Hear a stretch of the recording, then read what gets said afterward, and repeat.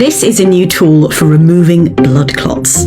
It was invented partly by accident, and it works by wringing the red blood cells out of a clot and leaving a dense bundle of fibrous protein.